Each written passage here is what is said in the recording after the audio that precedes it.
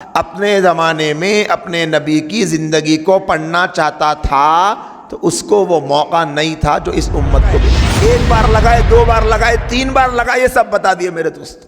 ایک ایک بات اللہ کے نبی کی محفوظ ہے۔ حضور اکرم صلی اللہ علیہ وآلہ وسلم مکۃ المکرمہ میں پیدا ہوئے۔ آپ صلی اللہ علیہ وسلم کی عمر مبارک 63 برس کی تھی۔ 53 سال آپ مکۃ المکرمہ میں رہے، 10 سال مدینہ منورہ میں رہے، 40 سال نبی بنائے جانے سے پہلے کے اور 13 سال نبی بنائے جانے کے بعد کے مکے کے، اور 10 سال مدینہ کے نبوی زندگی۔ اور ان 63 سالوں میں حضور صلی اللہ علیہ وآلہ وسلم نے 11 نکاح فرمائے۔ آپ کی پہلی زوجہ محترمہ حضرت خدیجہ رضی اللہ تعالی عنہا سے آپ کو 4 صاحبزادیاں ہیں، 2 بیٹے ہیں، اور ایک باندی ماریہ قبطیہ رضی اللہ تعالی عنہا سے ایک بیٹا موجود تھا۔ 3 کے 3 بیٹے اللہ کے رسول کے بچپن میں ہی جوانی کی عمر کو پہنچنے سے پہلے انتقال کر گئے۔ 4 بیٹیوں سے آپ کی دنیا میں نسل چلی۔ اللہ کے نبی صلی اللہ علیہ وآلہ وسلم کی پوری سیرت کتابوں میں لکھی ہوئی، پورا مکے سے مدنی زندگی، 63 سالہ پوری زندگی کا خلاصہ۔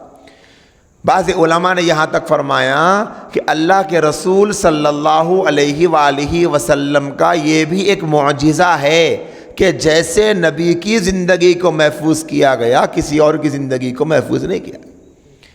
اگر کوئی موسیٰ علیہ السلام، عیسیٰ علیہ السلام کا ماننے والا، کوئی داؤد علیہ السلام، ابراہیم علیہ السلام، اسماعیل علیہ السلام، اسحاق علیہ السلام، یعقوب علیہ السلام، ایوب علیہ السلام، یوسف علیہ السلام کا ماننے والا اپنے زمانے میں اپنے نبی کی زندگی کو پڑھنا چاہتا تھا تو اس کو وہ موقع نہیں تھا جو اس امت کو ملا۔ 1400 سال ہو گئے لیکن آج بھی اللہ کے رسول کی پوری سیرت موجود، پوری سیرت۔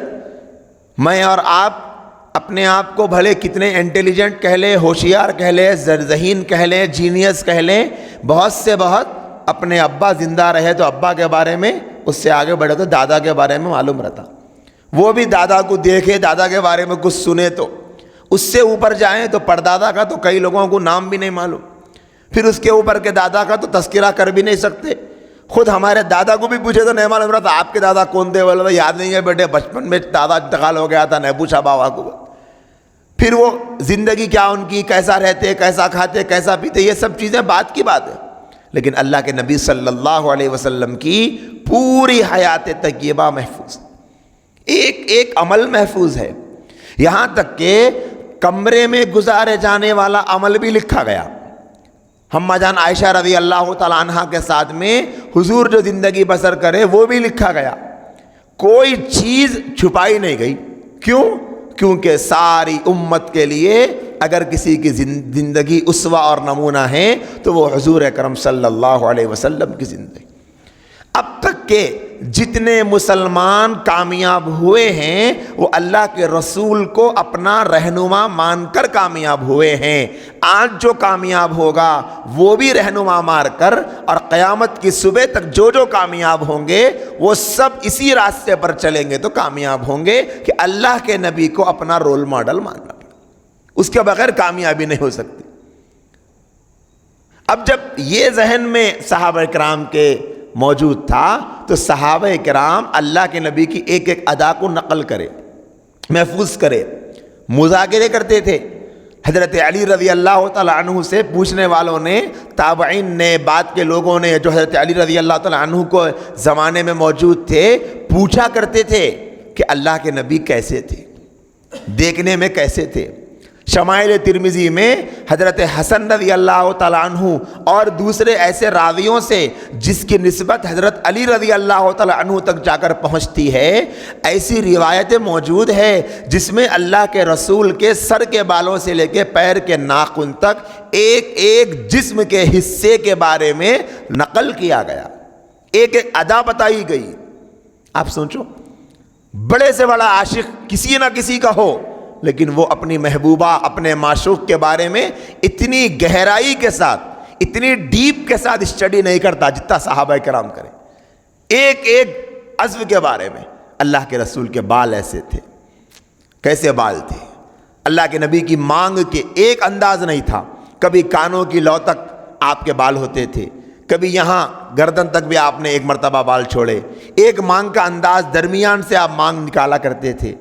آپ کیسا رہتے تھے بالوں کو؟ روزانہ رات میں جب سوتے تو معمول یہ تھا اکثریت کا کہ آپ سر پہ تیل لگایا کرتے تھے، اور تیل لگانے کے بعد سر کے بالوں کے اوپر ایک کپڑا استعمال کرتے تھے تاکہ امامہ جو پہنا کرتے ہیں اس امامے کو تیل کا دھبا نہ لگے۔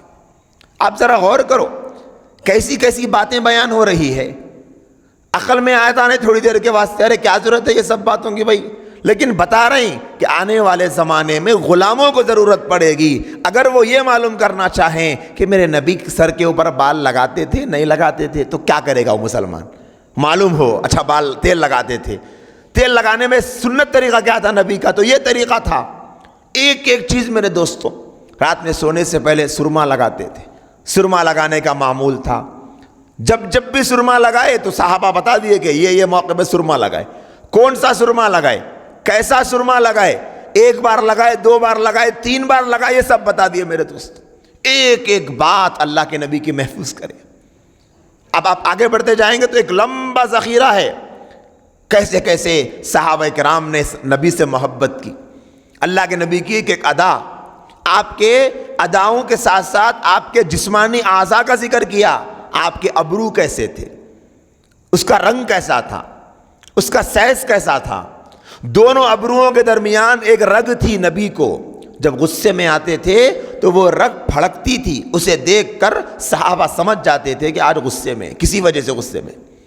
آنکھ کیسے تھے، آنکھ مبارک، پلکیں مبارک کیسی تھی، دیدہ مبارک کیسا تھا، آنکھ کا جو وائٹ حصہ ہوتا ہے وہ کیسا تھا؟ لکھا ہے کہ بالکل سفید تھا اور دیدہ بالکل سیاہ تھا۔ ابرو کے بال، پلکوں کے بال لمبے لمبے تھے۔ آپ کے گال، لکھتے ہیں علماء، ایسے تھے جیسے نرم نرم روئی ہوتی ہے ویسے آپ کے گال۔ آپ کے ہونٹ گلاب کی پنکھڑیوں کے جیسے، آپ کی داڑھی مبارک سینے تک آتی، گھنی گھنی داڑھی۔ ایک ایک چیز میرے دوستو، آپ کے ہاتھوں کی انگلیاں کیسی تھی، آپ کا یہ ہتھیلی کیسی تھی، آپ کی ہڈیاں مضبوط تھی، آپ کے شولڈر کیسے تھے، آپ کا سینے مبارک کیسا تھا، ہر چیز کتابوں میں لکھی ہوئی ہے۔ کیوں بتایا گیا ہے سب کچھ؟ اس لیے کہ ایک امتی کو اپنے محبوب کی زندگی کے سننے میں، پڑھنے میں شوق ہو، دلچسپی ہو، اور جب محبوب کا تذکرہ تفصیل سے ہوتا ہے تو محبت پیدا ہوتی ہے۔